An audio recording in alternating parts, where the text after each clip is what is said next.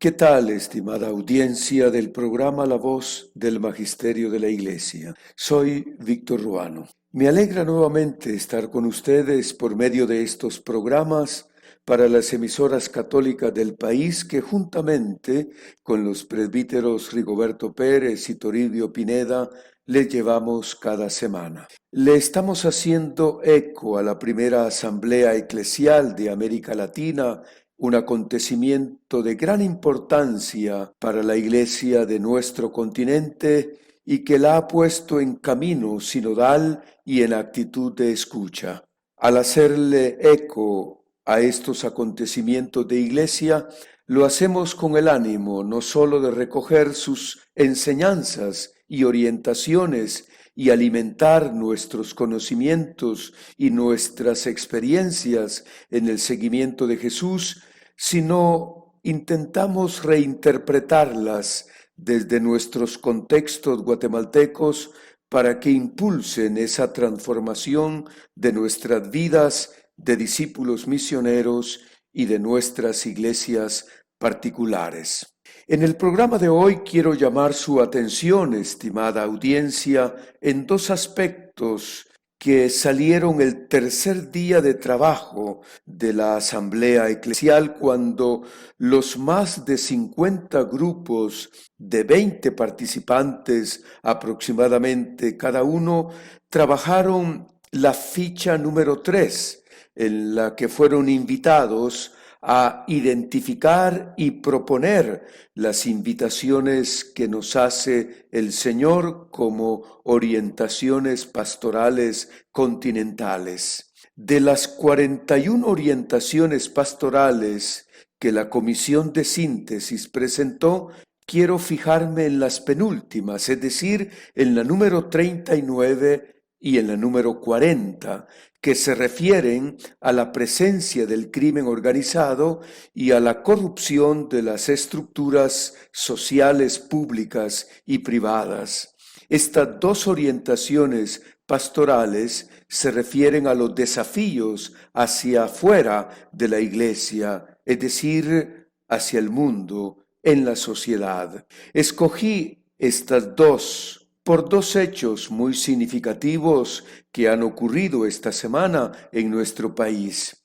El primero se debe a que el 30 de noviembre, como todos los años, se conmemora el Día del Periodista y el grito elocuente que se lanzó a la sociedad y al régimen guatemalteco por el gremio de periodistas independientes es que sin periodismo no hay democracia. El segundo hecho, por demás vergonzoso, muestra a la vez los bajos niveles de venganza del actual jefe del Ministerio Público en contra del licenciado Juan Francisco Sandoval, un campeón en la lucha contra la corrupción y la impunidad. El desafío número 39 dice así: denunciar el avance del crimen organizado, del narcotráfico, trata de personas para explotación laboral y sexual,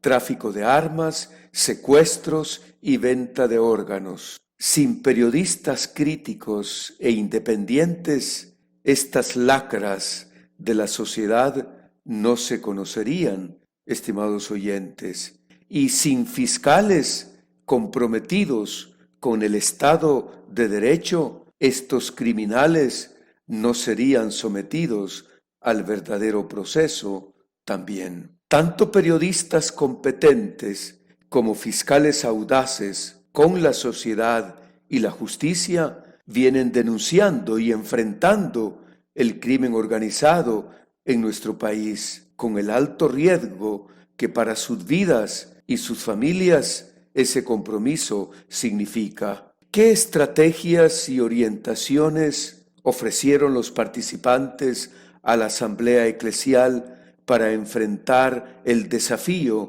del crimen organizado? Primero, ofrecieron establecer mecanismos de sensibilización y denuncia por medio de campañas realizadas en alianza con instituciones de la sociedad civil y académica. Los periodistas verdaderos, no los faferos, son los que sensibilizan, concientizan a la ciudadanía y denuncian a los corruptos. Sin duda, en alianza con ellos, la Iglesia podría comprometerse más en lo que aquí se propone. Segunda estrategia, fortalecer la red Clamor y otras redes eclesiales para comprometernos con coraje y parresía en trabajo de prevención y acciones de incidencia pública. En el desafío número 40,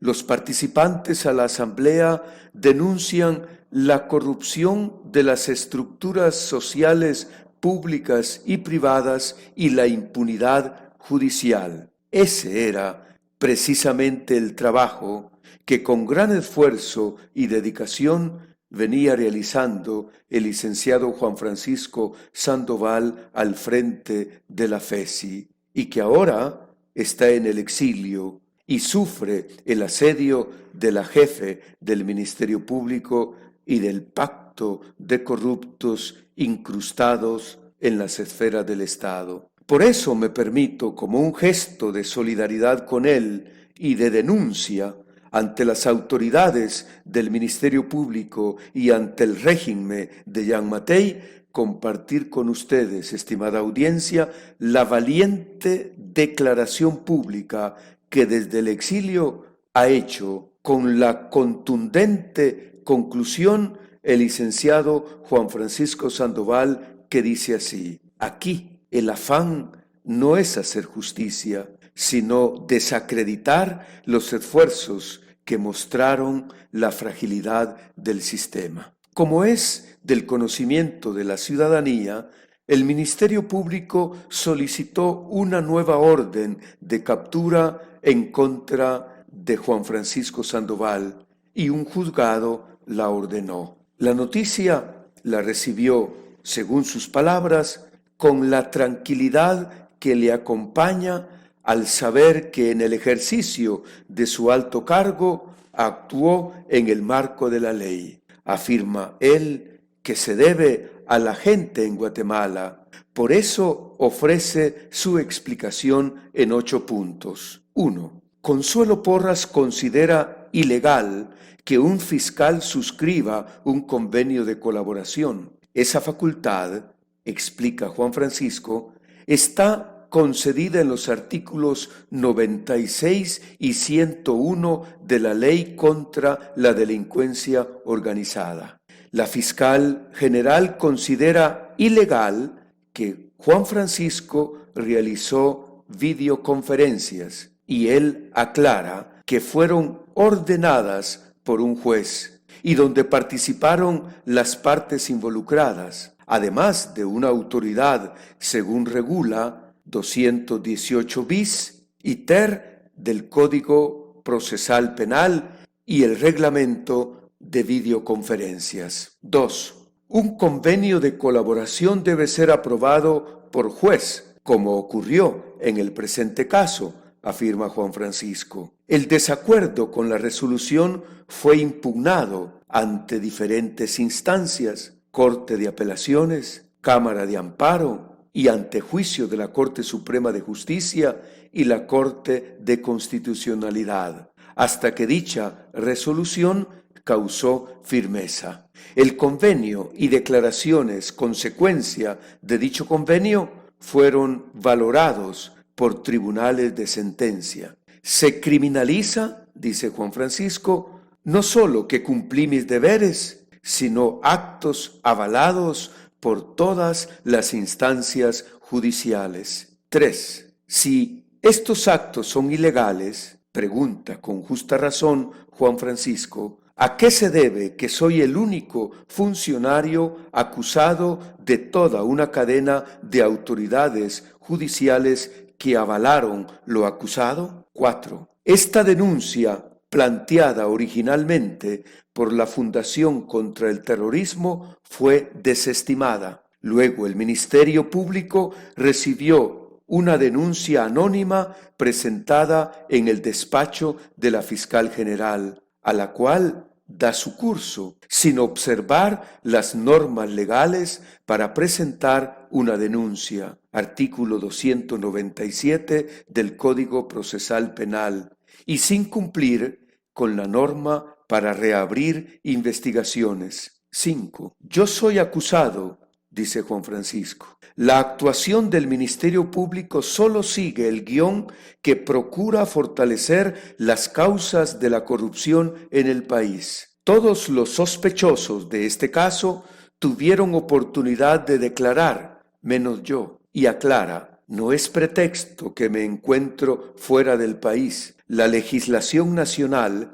prevé las herramientas para cumplir con una diligencia de esta naturaleza. 6. El Ministerio Público acusa que hubo impunidad en este proceso sobre la base de no juzgar a los colaboradores brasileños. Lamento mucho, dice Juan Francisco, el desconocimiento de los fiscales ejecutores del plan en mi contra, pues dichos colaboradores fueron juzgados por esos hechos en Brasil. Procesarlos contradice el principio básico non bis in idem, inserto en el artículo 17 del Código Procesal Penal. Nadie debe ser perseguido penalmente más de una vez por el mismo hecho, que además de ser de obligatoria aplicación en Guatemala, lo es en el resto de países donde se procesó el caso. 7. Me señalan de fraude y la mala fe es evidente, dice Juan Francisco. Esta figura aplica para quienes participaron en el proceso administrativo de la obra en cuestión y, para el caso particular, quienes debían ejecutar las fianzas y declarar la lesividad eran las dependencias estatales respectivas. Estos hechos los denuncié, dice Juan Francisco, pero a esa investigación el Ministerio Público no le dio seguimiento. 8. Me imputan el delito de conspiración por la necesidad de recurrir a la ley de delincuencia organizada e incorporar un colaborador eficaz procurado bajo intimidación. Me acusan de abuso de autoridad, pero los fiscales deben saber que en concurso con las otras imputaciones, este ilícito es insubsistente. Que me presente a los tribunales de Guatemala, exige el Ministerio Público. Regresará el día en el que, con verdadero Estado de Derecho, un sindicado pueda demostrar su inocencia en los tribunales y la venganza pretendida por Consuelo Porras quedará demostrada. Concluye su explicación el licenciado Sandoval afirmando: aquí el afán no es hacer justicia, sino desacreditar los esfuerzos que mostraron la fragilidad del sistema. Entre las estrategias y orientaciones pastorales está la de denunciar con voz profética como iglesia que está al lado de las víctimas. Por eso hemos dado espacio a esta explicación del licenciado Juan Francisco Sandoval, pues en estos momentos él, con otros jueces, juezas y fiscales, son víctimas del régimen de Jean Mattei en contubernio con el Ministerio Público dirigido por Consuelo Porras y que ha convertido esa institución en un centro de criminalización y de persecución de gente que ha luchado por la justicia. También la Asamblea Eclesial llamaba a trabajar en red con diferentes actores de la sociedad civil. Por eso las comunidades cristianas hemos de ser aliados de los periodistas críticos e independientes y no de los faferos. También aliados de los operadores de justicia y no de los que sirven al pacto de corruptos. Operadores de justicia que están luchando contra los criminales en el poder,